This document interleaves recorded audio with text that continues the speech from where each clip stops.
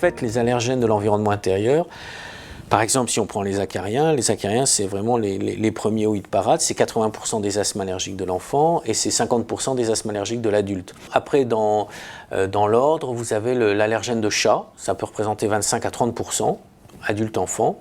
Le chien, c'est 10-15%, les moisissures, c'est 10% à peu près.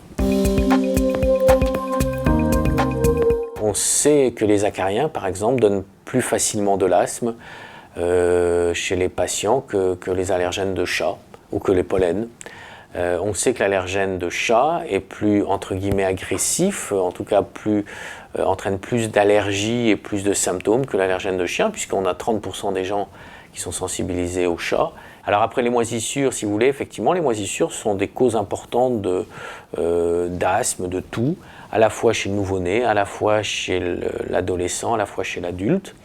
Donc les moisissures agissent de plusieurs façons, c'est-à-dire qu'elles agissent à la fois par leurs allergènes, pour être allergiques aux moisissures, elles agissent aussi par les composés organiques volatiles qu'elles libèrent, elles ont aussi une action, elles libèrent des mycotoxines qui sont irritantes pour les bronches et qui vont vous faire tousser.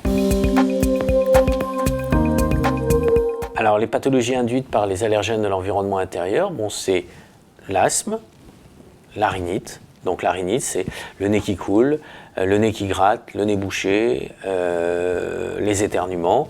Donc les gens, il faut savoir que ça semble anodin comme ça d'avoir le nez qui coule, mais en qualité de vie, on a fait des études, les gens qui ont des rhinites chroniques toute l'année ont une qualité de vie aussi mauvaise qu'un patient insuffisant cardiaque, autrement dit qui a une maladie cardiaque grave, ou quelqu'un qui a un rhumatisme articulaire chronique sévère.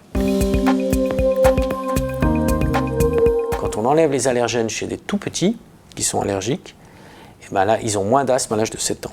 Donc on a des études prospectives qui nous montrent bien que ça protège de l'asthme. Ce qu'on peut dire, c'est quand on fait de la prévention primaire, quand on essaie d'enlever les allergènes au tout début de la vie, moins exposer les gens, et ben on prévient l'asthme. Pourquoi? On n'en sait rien.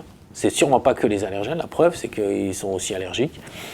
On fait quelque chose, en tout cas de bénéfique, c'est quelque chose de global.